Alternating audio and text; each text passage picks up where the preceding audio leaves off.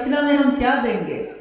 और दरभंगा में महोत्सव में एक जिज्ञासा आई मंच पे।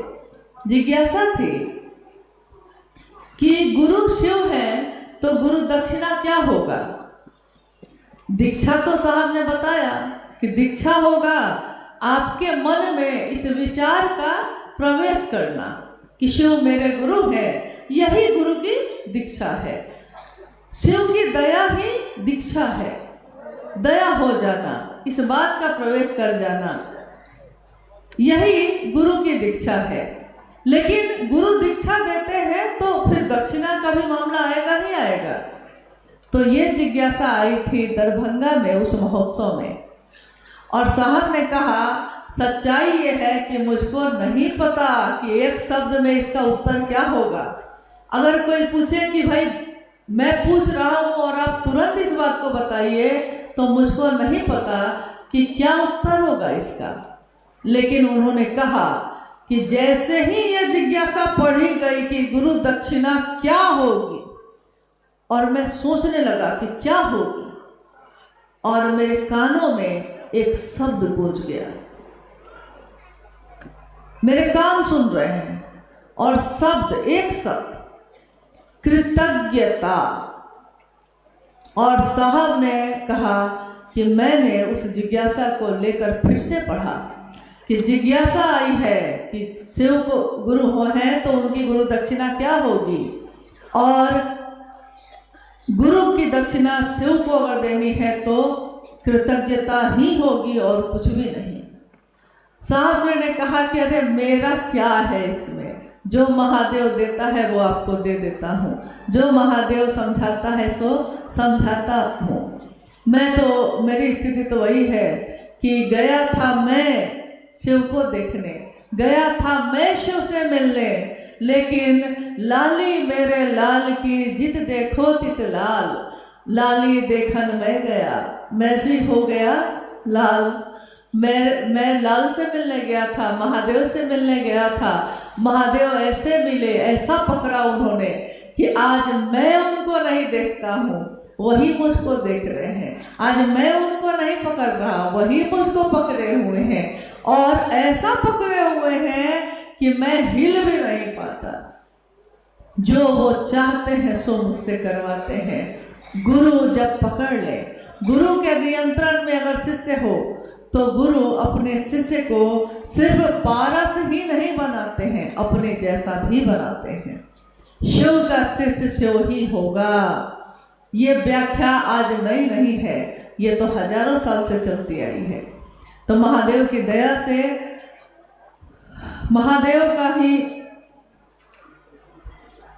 महादेव की ही ये दुनिया है, उनकी दया से हमारे आपके जीवन में शिव के शिष्य साहब हरिंद्रानंद जी आए, शिव शिष्या दीदी नीलम आनंद आई, और हम सबको एक नया रास्ता दिखाया। इस रास्ते में आनंद ही आनंद है, कोई पीड़ा नहीं है, कोई दुख नहीं है।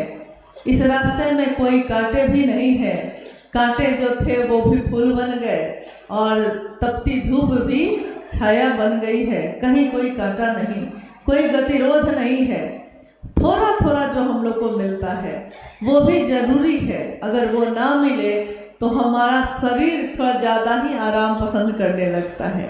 जैसे यहाँ इस हॉल में थोड़ा आराम से है तो ज़्यादा आराम से बैठिएगा, आंख बंद हो जाती है। कितने लोगों की आंख बंद होने लगी, आराम शरीर को मिला और सोने लगा मन। और बाहर अगर धूप में बैठे होते तब नींद आती नहीं आती, तब नींद नहीं आती। यानी शरीर को आराम मिलता है तो मन उसको भोगने लगता है, मन को आराम मिलता है तो शरीर भी उसको भोगेगा। इसीलिए शास्त्री ने कहा है कि इंसान का, व्यक्ति का, किसी भी मानव का शारीरिक शक्ति से भी बलशाली होती है उसकी मानसिक शक्ति, और मानसिक शक्ति से भी बलशाली होती है उसकी आध्यात्मिक शक्ति। किसी भी इंसान की शरीरधारी जो भी हम और आप हैं, हमारी स्थिति ये है कि हम जो है हर बात में रोते ही रहते हैं। महादेव दया नहीं किए, महादेव ये नहीं दिए, महादेव वो न दिए। साहब ने कहा कितना रोओगे, रोते ही रहोगे, रोते ही रहोगे, कब तक रोते रहोगे? कभी तो मन से महादेव को मांगो। अरे महादेव अपने हो जाएंगे तो ये चीज़ें तो खुद ही ठीक हो जाएंगी। जो वो हो जाए तो क्या ऐसा है जो मुझको उपलब्ध नहीं होगा? तो रोने की आदत जिसको भी होती है, हर बात में जो रोता है, दुनिया उसको रुलाती ही रहती है। लेकिन महादेव को पाया है तो हंसना तो सीखिए, खुद भी हंसिए, दूसरों के जीवन में भी आनंद दीजिए, खुशी दीजिए। बाकी जीवन में तो पीड़ा है, स्वाभाविक है कि जीवन शुरू होता है रुदन से और अंत भी होता है रुदन से। साहब कहते हैं कि बीच में खुशियां ढूंढते हो, पागल हो क्या?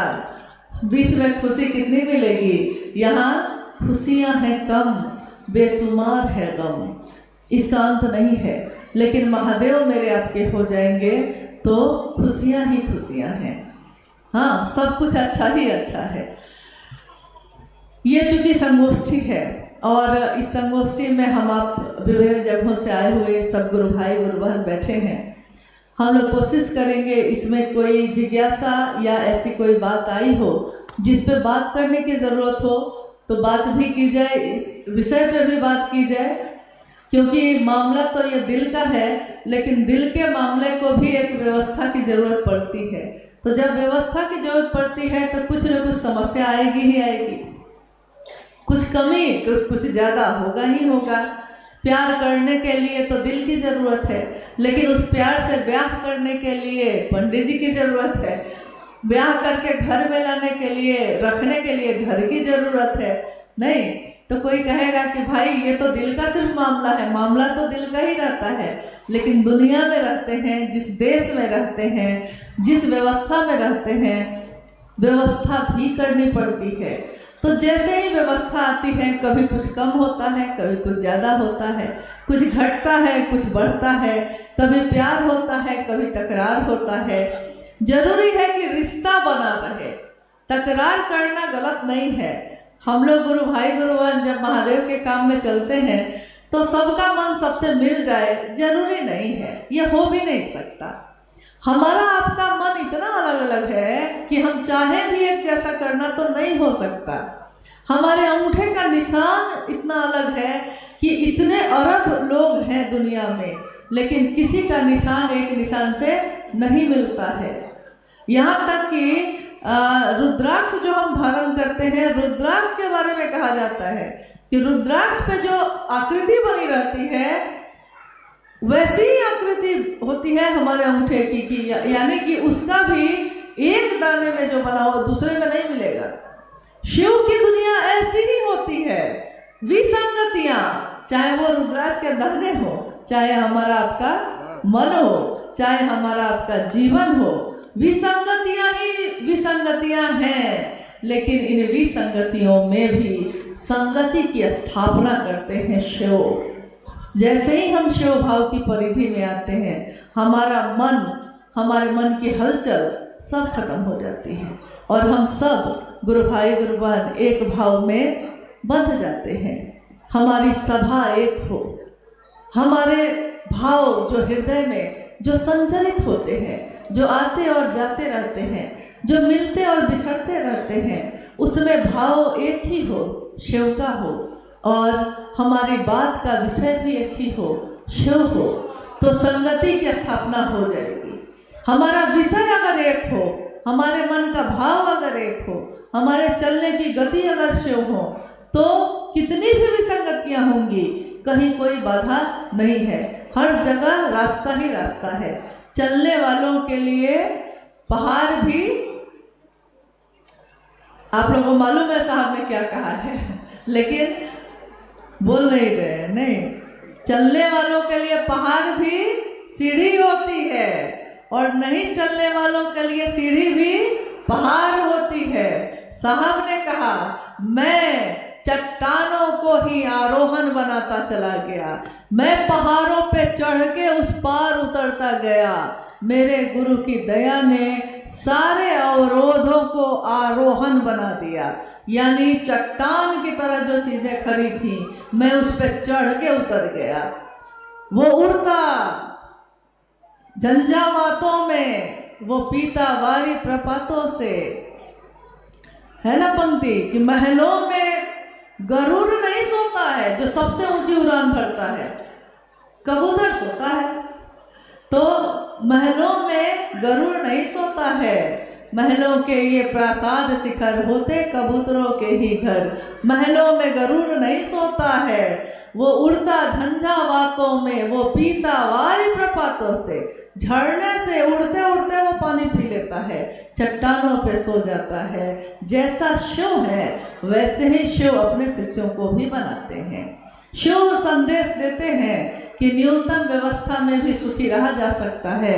शिव के शिष्य भी वैसा ही जीवन जीते हैं। चीजें हैं तो ठीक है, चीजें नहीं है तब भी ठीक है। आप प्यार करते हैं तो ठीक है, आप नफरत करते हैं तब भी ठीक है। आपका नफरत, आपकी नफरत, आपके प्यार दोनों एक तरह से कबूल है, क्योंकि आपसे मतलब तो रही है, मतलब तो महादेव से है, महादेव के काम से है। तो आइए हम लोग कुछ जिज्ञासाओं पे बात करें। बच्चे को कुछ चाहिए तो उसको दिलवा दीजिए। हाँ, बच्चा है ना, कुछ देर से बैठा है, क्या चाहिए उसको दिलवा दीजिए।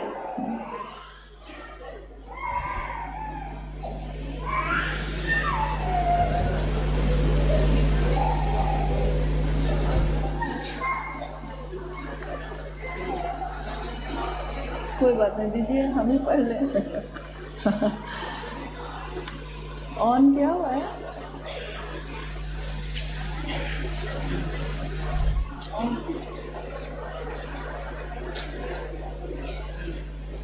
हेलो। वैसे बहुत ऐसी जिज्ञासा आई है जिसका उत्तर अभी चर्चा के क्रम में लोगों को मिल गया होगा, लेकिन एक जिज्ञासा कुछ लोगों का कहना है कि साहब श्री ने अपना उत्तराधिकारी किसको बनाया?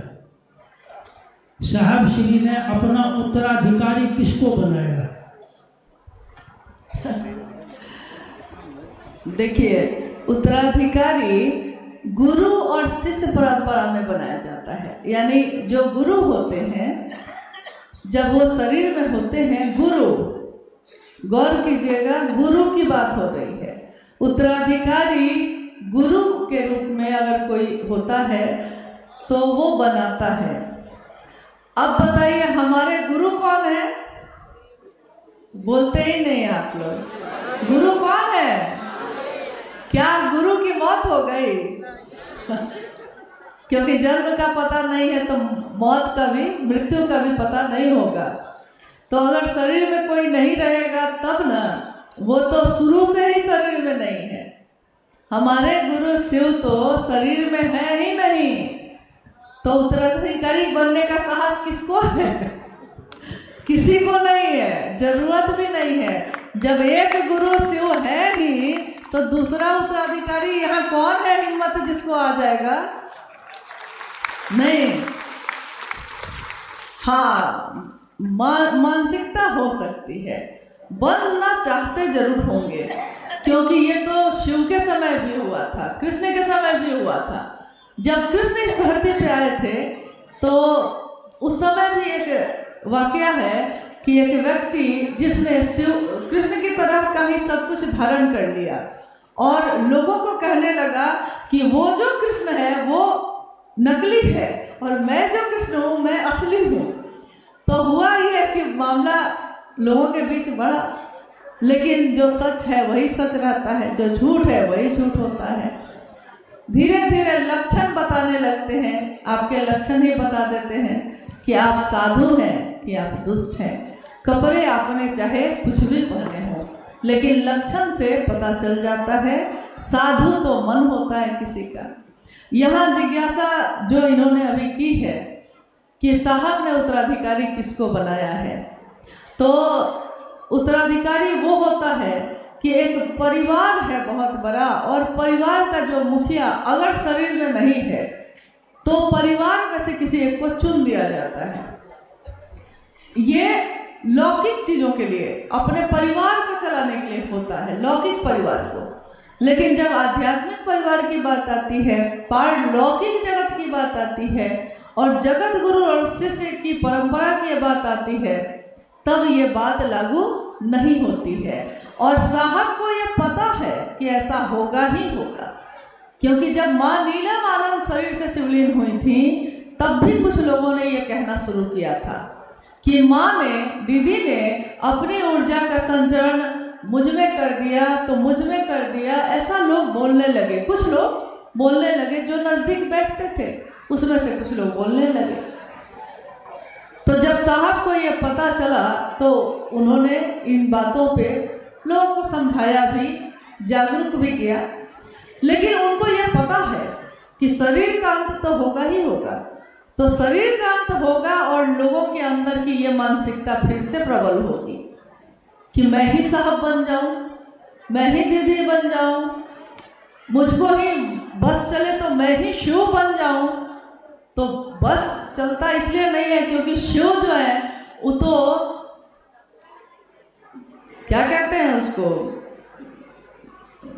कौन है, नाग गले में वासुकी ना हाँ, वासुकी को धारण करते हैं, ठीक है।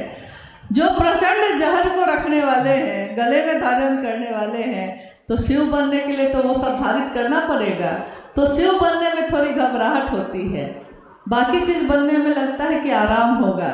लेकिन क्या साहब बनना इतना आसान है? क्या टोपी पहनने से साहब बन जाएंगे? क्या उनके जैसे बैठकर चर्चा करने के तरीके से साहब बन जाएंगे? जो बनना चाहते हैं उनके जैसा, तो मन को बनाना होगा, हमारा हृदय उनके जैसा बने, हमको मेरे मन में उनका दर्शन हो, ऐसा बनना होगा। लेकिन अगर बाहरी चीज़ों से बनना चाहते हैं, तब तो आइए उन सारी चीज़ों से गुजरना होगा जिन चीज़ों से साहब श्री गुजरे हैं। तो चलिए सबसे पहले शमशान में जाइए और 14 साल तक अनेक गुरुओं को पहले गुरु बनाइए। शमशान में अगर जीवित बच गए तो कब्रिस्तान में आइए, कब्रिस्तान में अगर जीवित बच गए तब कुल कुंडली जगाइए। पहले कुल कुंडली जगेगा तभी ना, मतलब असंभव है। एक सांचा बनाकर शिव ने खुद ही तोड़ दिया। चांद भी सोचता होगा कि किसको बनाया है महादेव ने, नहीं,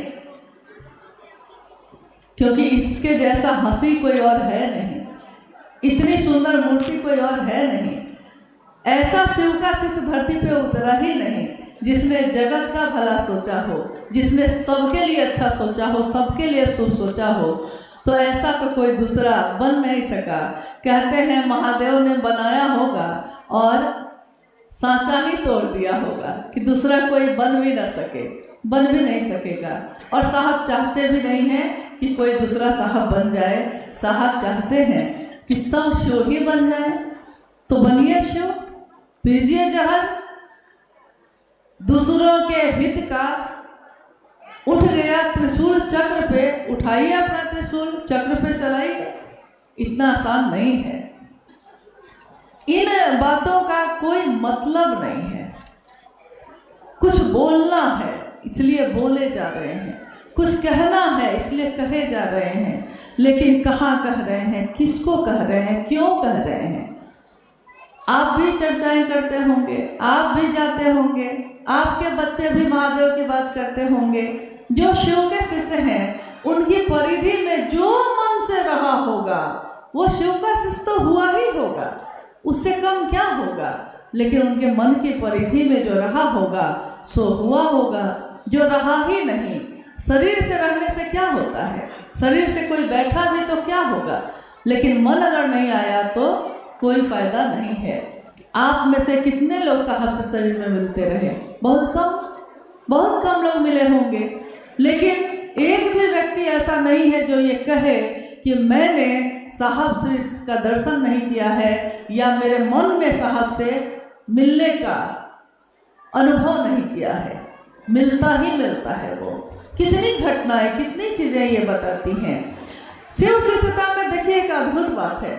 जैसे ये जिज्ञासा आई है तो इस जिज्ञासा का अंत तो मुझको लगता है कि आज कम से कम हो ही जाना चाहिए। अब बहुत हो गया, क्योंकि शिव शिष्यता में उत्तराधिकारी का मामला न पहले कभी था, न होगा, न है। गुरु शरीर में नहीं है तो उत्तराधिकारी का कोई मामला ही नहीं बनता है। और हमारे आपके शरीर की मौत तो होगी, लेकिन शिव की मौत नहीं होगी, इसलिए उत्तराधिकारी का तो मामला ही नहीं बनता है। अब रही बात कि शिव शिष्यता में तब ऐसा क्या हो रहा है जब इस तरह की बातें उठ रही हैं या उठती रही हैं। तो बहुत पहले उस समय पटना में हम लोग रहते थे और शाम की चर्चा हो रही थी। एक गुरु भाई ने साहब सिर से पूछा, उस दिन जो घटना हुई, एक गुरु भाई ने साहब से पूछा, साहब मेरी जिज्ञासा है कि जब भी कोई शरीर में आया है, ये बहुत महत्वपूर्ण उत्तर दिया था साहब ने उसने। जिज्ञासा थी कि जब भी कोई शरीर में आया है और जब वो शरीर से चला गया, तो जब तक वो शरीर में था उसके बाद पे चलने वाले लोग एक बनकर चलते रहे, लेकिन जब शरीर से वो हटे, शरीर हटा, ऊर्जा तो है, शरीर हटा, तो 2 भाग और 3 भाग में हो गए। क्या शिव की शिष्यता में भी ऐसा ही होगा? क्योंकि एक न एक दिन तो शरीर हटेगा ही हटेगा। 4/60 में छत पे शाम की चर्चा में ये जिज्ञासा एक गुरु भाई साहब से कर रहे हैं और साहब कह रहे हैं, आराम से पान खाते हुए, मुस्कुराते हुए कह रहे हैं, शिव शिष्यता में इसका उल्टा होगा। शिव की शिष्यता में पहले ही सब कुनबे में बटेंगे, अलग अलग अलग अलग, इधर से उधर, उधर से उधर, पूरी हलचल होती ही रहेगी और टुकड़े टुकड़े में लोग बढ़ते ही रहेंगे। लेकिन धीरे धीरे धीरे धीरे सब एक हो जाएंगे, टुकड़े में होंगे और एक होंगे, और एक थे और टुकड़े में है। और साहब और दीदी की उपस्थिति में हर बात हो रही है, क्योंकि और मेरा विश्वास है कि इस संगोष्ठी में जितने भी बातें हों, हम सबके मन में फैला धुंध, कुहासा, अंधेरा सब दूर हो जाए और महागुरु महादेव की तरफ हमारे कदम सीधे बढ़ जाएं। चलने वाला चलता है, अपने साहब और दीदी के साथ चलता है। मंजिल हमारी गुरु शिव स्वयं है और मंजिल इतनी सुंदर है, इतनी मोहक छवि है उसकी कि उसके सिवा अब कोई अच्छा लगता ही नहीं। कल जब हम लोग होटल में बात कर रहे थे तो मैंने कहा कि कभी कभी साहब हंसी में, प्यार से, मजाक में बोले कि चंपारण मतलब एकदम चापत, मतलब चंपारण मतलब कुछ दिमाग से काम नहीं लेगा। तो हम लोग कहते भी तो अच्छा है, अच्छा है। दिमाग का काम हमेशा गलत ही परिणाम देता है, लेकिन दिल वाला काम तो हमेशा सही परिणाम देता है। अच्छा है दिमाग नहीं है। दिमाग रहने से अगर महादेव छूट जाए तो वो दिमाग ना रहे, वो अच्छा है नहीं, लेकिन ऐसा है नहीं।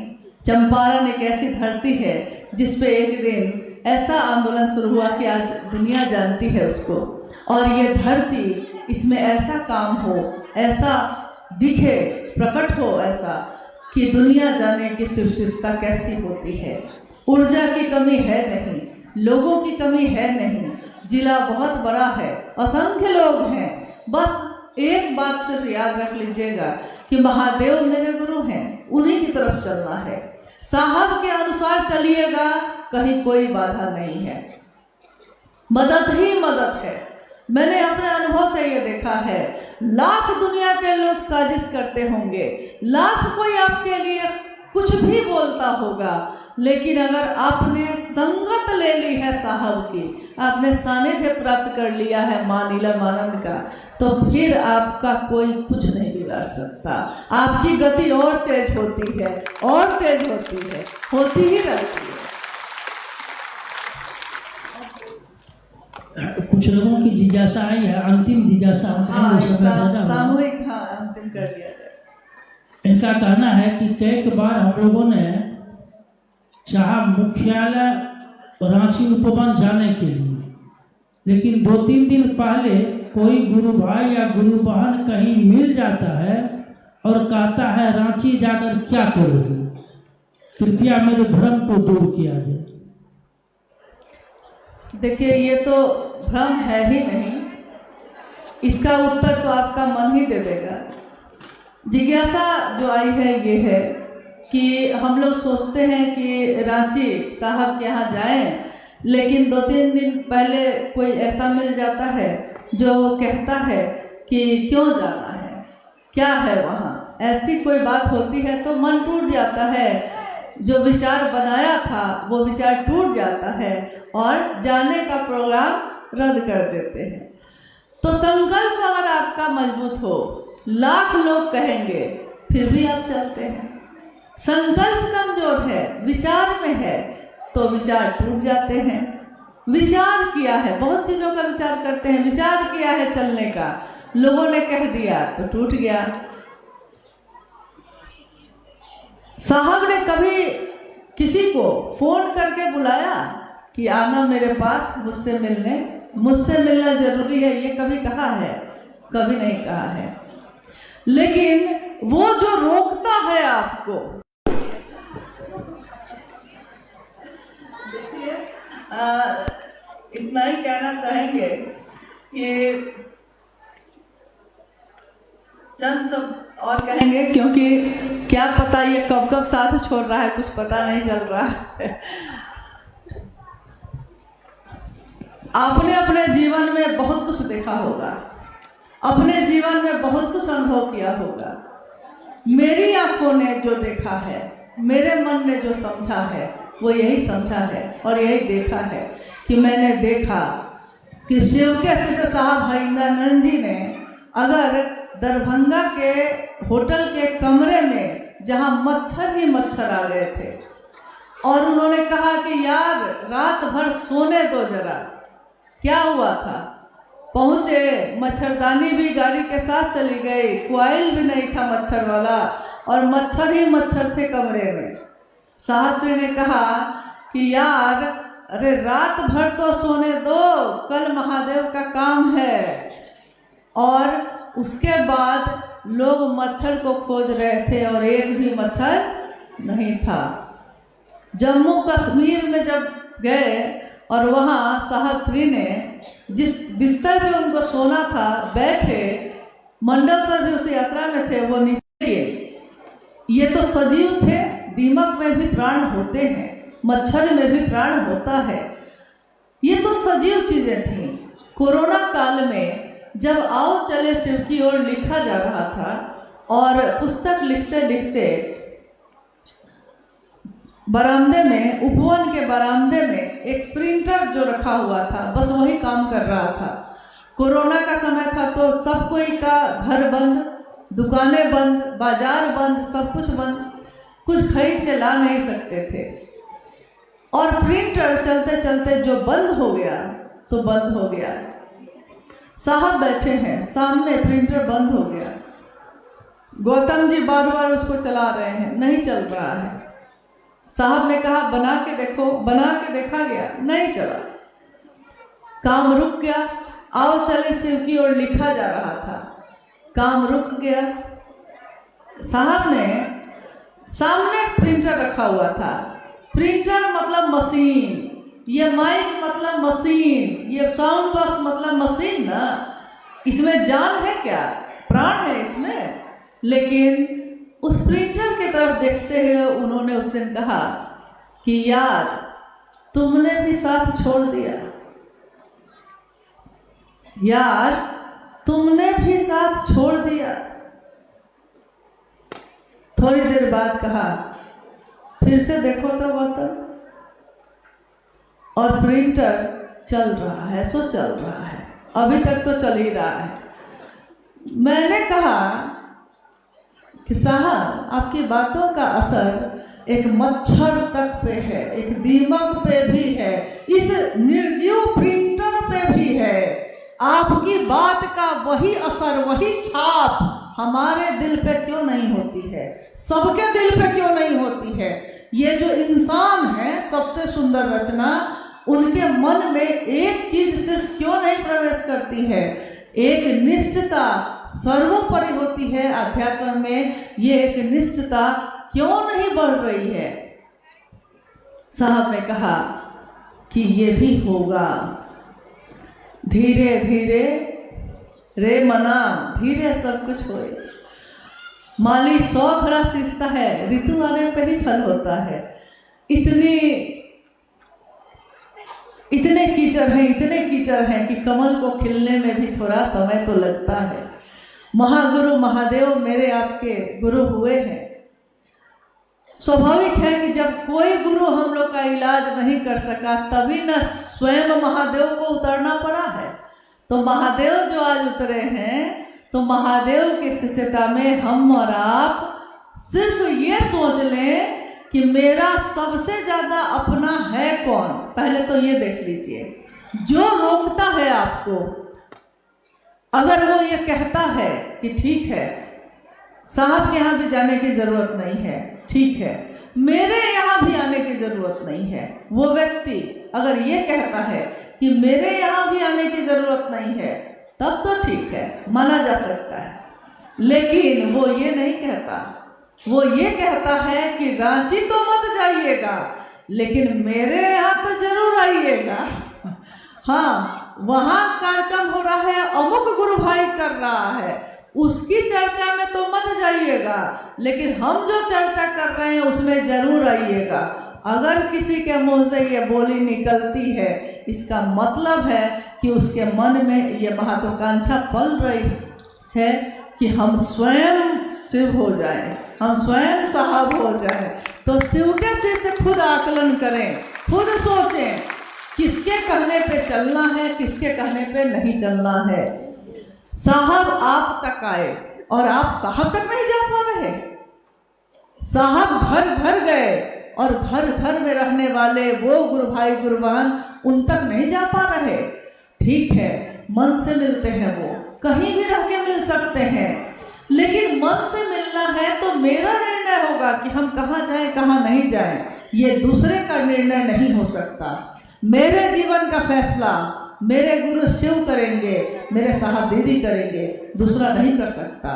इस यात्रा में हमको किसका साथ लेना है, इसका निर्णय भी स्वयं गुरु करेंगे, कोई दूसरा नहीं कर सकता। और जिन्होंने मिलवाया है उन्हीं के ये शब्द हैं।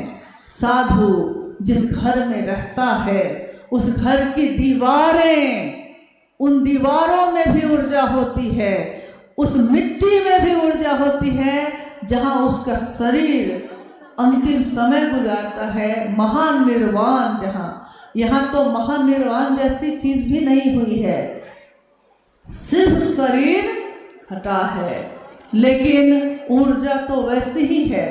न होती तो हम आप बोल भी नहीं सकते थे। महादेव की बात कौन बोल सकता है जाके? कोई चाहे और बोल ले, हो सकता है, कोई चाहे और सुन ले, हो सकता है, ये नहीं हो सकता। आश्चर्य ये है, दुख उन लोगों के लिए है जिनके रास्ते भटक गए हैं। और साहब श्री स्वयं अनुरोध करते हैं उन सभी शिव शिष्यों से, उन्हीं की पंक्ति को दोहरा देते हैं। शायद आपने आओ चले शिव की ओर पढ़ा नहीं है या ठीक से नहीं पढ़ा है। उसी में साहब श्री ने कहा है कि मैं शिव का शिष्य हरिंद्रानंद अनुनय करता हूँ उन सभी गैर आध्यात्मिक कदमों के धारक व्यक्तियों से जिनके कदम भटक गए हैं, जो अपने मूल रास्ते को भूल गए हैं। याद रखिएगा कि अगर आपने ऐसा किया है तो शिव की आंखें तुरंत लाल होती हैं।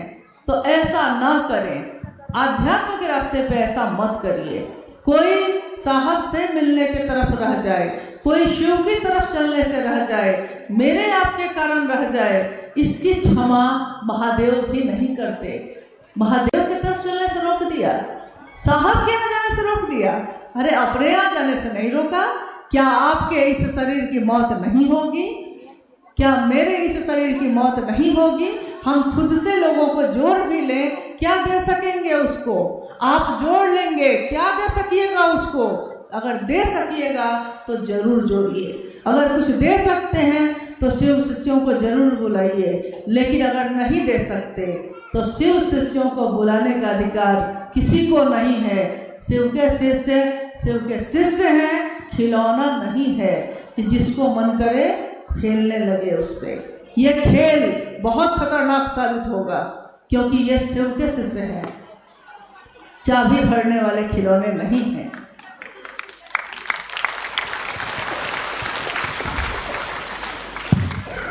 चलिए, आप लोगों ने इतने समय तक धैर्य रखा है, आभार है हम लोगों के तरफ से, कृतज्ञ हैं। सुना कम से कम बात को, क्योंकि सुन भी ले कोई तो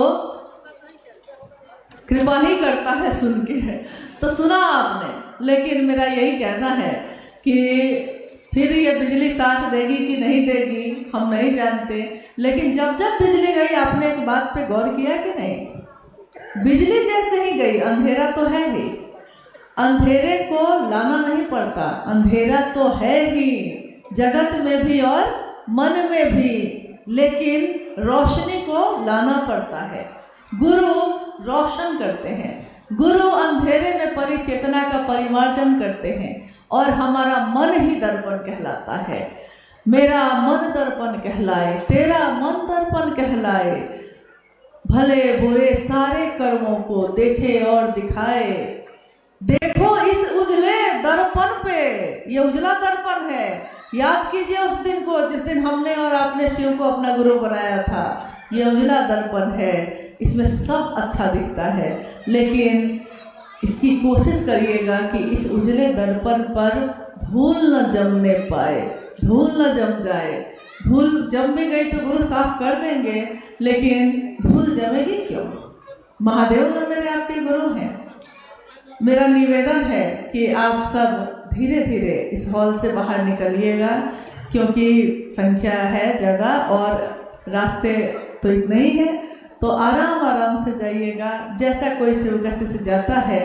और आप सभी के चरणों में प्रणाम करते हुए एक ही निवेदन है कि साहब श्री की बातों को सुनिए, पढ़िए, देखिए और उन्हीं के साथ उन्हीं के रास्ते पे चलिए। आप सभी को मेरा प्रणाम।